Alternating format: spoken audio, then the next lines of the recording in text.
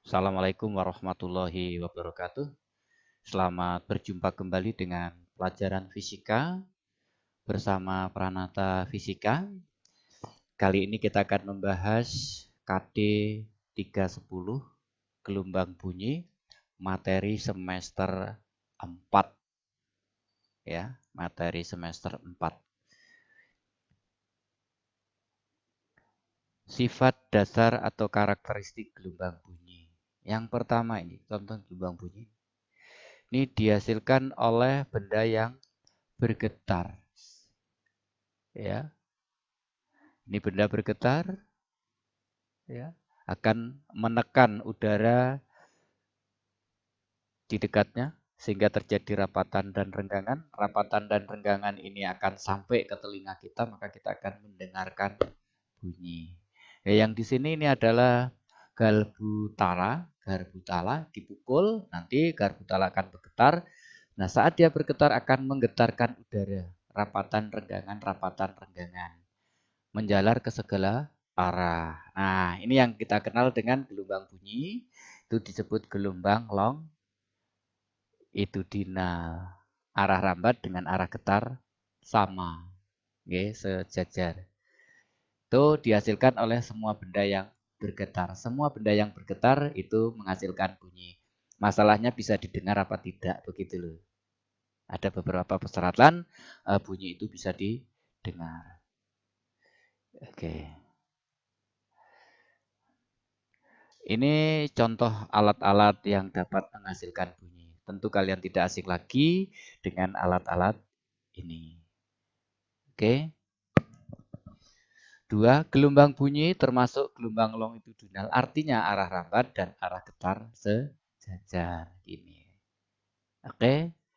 Yang berikutnya gelombang bunyi termasuk gelombang mekanik. Artinya dalam perambatannya memerlukan medium. Jadi kalau gelombang bunyi merambat di udara, udaranya itu hilang, tidak ada, maka akan balik mantul, tidak akan terus. Gelombang bunyi tidak akan bisa merambat kalau mediumnya tidak ada, karena termasuk gelombang mekanik.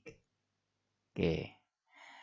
Syarat suatu bunyi dapat didengar itu yang pertama ada sumber bunyi yang merupakan benda yang bergetar. Bisa jakun kita, kalau kita lagi bicara, peganglah jakunnya, maka akan merasakan getaran. Itu yang menghasilkan bunyi. Kemudian ada energi yang dipindahkan dari sumber bunyi melalui medium, itu harus ada mediumnya. Kemudian intensitasnya itu paling kecil 10 pangkat min 12 watt per meter persegi dan paling besar itu 1 atau 10 pangkat 0 watt per meter persegi. Bunyi dideteksi atau bisa didengar oleh telinga. Frekuensinya harus berada di frekuensi audio 20 sampai 20.000 Hz. Ini persyaratannya. Energinya harus cukup. Yang kedua, frekuensinya harus berada di frekuensi audio. Gitu. Oke? Yang keempat, cepat rambat gelombang bunyi. Cepat rambat gelombang bunyi ini termasuk gelombang tergantung pada mediumnya. Jadi semua gelombang itu merambatnya itu tergantung dari mediumnya, bukan pada frekuensi dan bukan pada panjang gelombangnya. Jadi hanya tergantung pada mediumnya. Di zat padat, cepat rambatnya diperoleh dari konsep elastisitas dan hukum Newton. Elastisitas itu tegangan dibagi regangan. Ini modulus elastisitas. Nah, tegangan itu gaya persatuan luas penampang.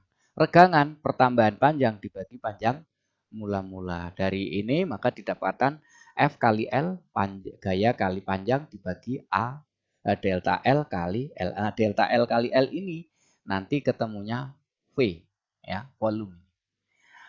Sementara di hukum 2 Newton F sama dengan MA. M delta V per delta T. F-nya digantikan di sini dengan ini. M delta V per delta T. Oke, maka didapatlah E sama dengan M per V ini rho.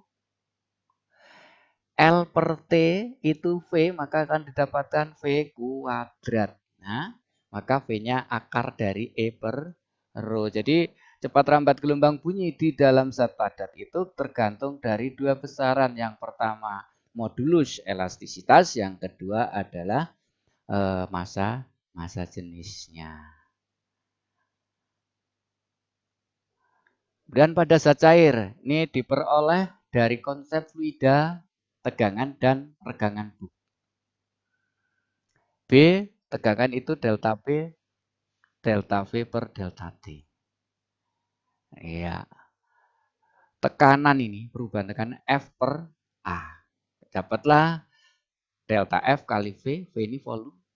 Nah, ini ditaruh ke bawah, maka didapatlah ini. Delta V per V. Oke, terus B sama dengan F-nya diganti ini M V per L kali T. Ya, ini L-nya masih ada. Ya.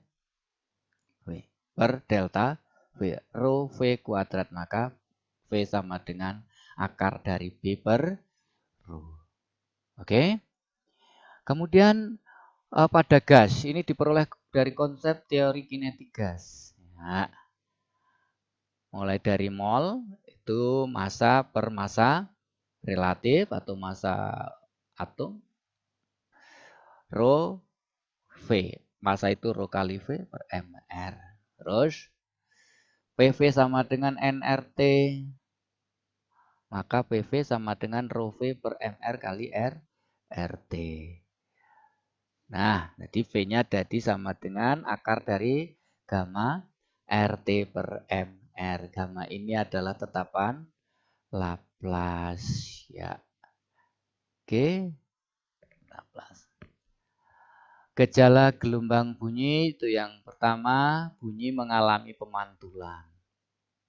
Jadi bunyi itu begitu semua gelombang sebenarnya tidak hanya termasuk bumi, karena bunyi itu gelombang ya.